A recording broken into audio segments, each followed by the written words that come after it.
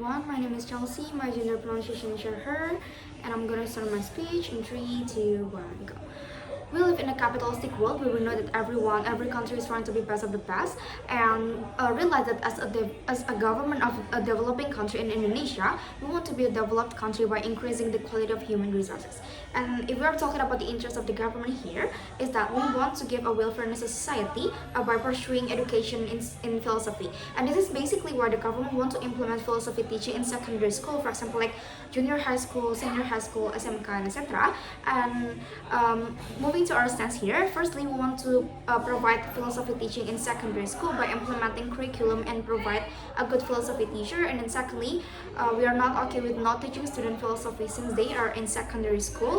And to be preemptive here, but if the status coming from the opposition, maybe they are going to talk about and focusing more in math and science, and they can just giving philosophy teaching when they are in college and etc. We will explain later what is this N-word and not giving so much significant impact. To the intention here, what we want to achieve is that a world where we can maximize the education in philosophy, because as Indonesian government, we know that Pancasila, UUD, and etc. is basically like our fundamental philosophy that is affecting how people would react and behave in our country.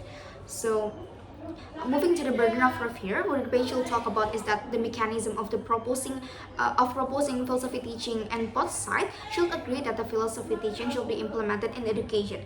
But the question is that is it in secondary school or not? Because the opposite situation might be they are going to provide philosophy teaching just if like people are going to be like filsafat and they are more focusing in science and math in secondary school, and we are still questioning them if they can guarantee that the philosophy teaching in their side is already enough to form the student's mindset, character, and etc.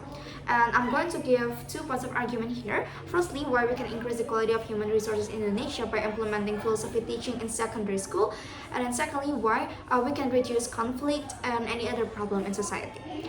First point of argument. Talking about how bad the status quo is. We know that many students can get a good quality of education, but not only that, but because even if the quality of education is already good, but then the question is that the actor, the student, can they receive the philosophy education well? Can they get the critical thinking, and how they will have the good mindset, the good characterization? Because many children already underestimate philosophy education, and many problem in status quo is happening because of the youngsters that don't know much more about philosophy, that because they don't know how to implement the education that they already received in school and how they implement it in their real situation. And talking about the manifestation here, the interest of the government is to give a welfare to society so that they can live in peace and have their education well, and they can understand more about philosophy in their country, right? And by giving philosophy teaching in secondary school, for example, like implementing curriculum merdeka, we can make students have the ability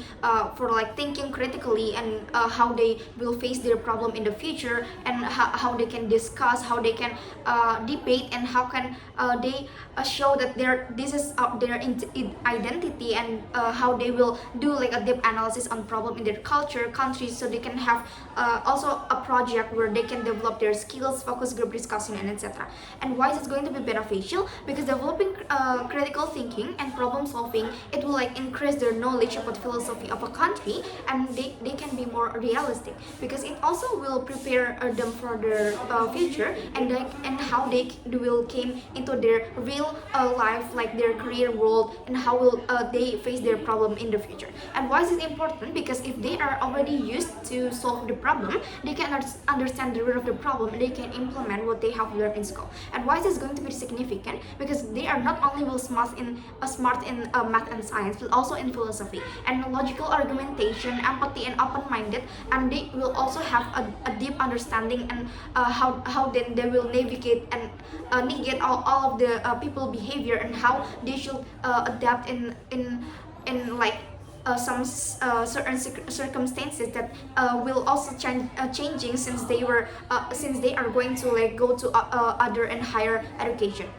and this quality of human resources could like increase the standardization of life in our country. And comparison here to the justification in the side of the house, if they just focus on math and science, and then what about the character of the students? How about the identity, the manifestation that the student will just know about the absolute matter, and they have like identity and mental crisis, so that they don't have a good character, and they are still lacking also in analysis, in like how they deliver their argument, how they think critically, and etc. And why is this harmful? Because if they don't get it since secondary school, then it will be too late for them to get philosophy teaching in college. And why the harm is significant? Because they don't have to study it, because they don't have time for studying it from zero, and they don't know anything, and they just jump into the career world, and the fact that they will still be struggling, and because they are not used to it, they are not having like the bekal for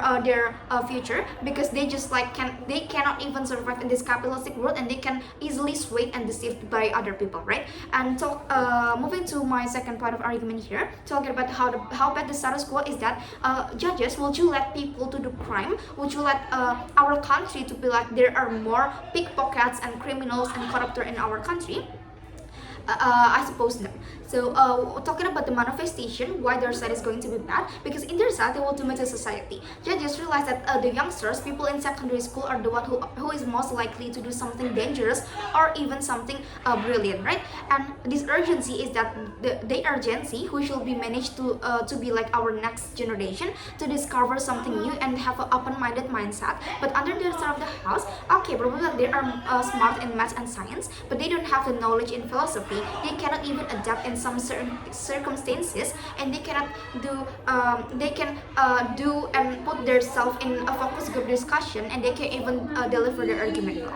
And the worst case is that they will have the identity and mental crisis. And the secondary school is that when people have their braveness to do something different, right? And the counterfactual is that in secondary school it may be like introduced as a subject within the curriculum, or while under the rest of the house they will do like in university and the college level. And this is often why is this going to be harmful? Because we think that it's too late for them, because they just get the philosophy teaching in college. They will probably already have the wrong mindset, and they are being like more conservative. And why is it going to be the harm is important? Because they probably can be like a corruptor, and they will have the mental crisis and shock, because they are not used to it. And comparatively, under our side of the house, by introducing it since the secondary school, student will manage to get a more understanding, and philosophy will explore their fundamental question, and what is right and what is wrong, and they will know more about justice and moral values, how people will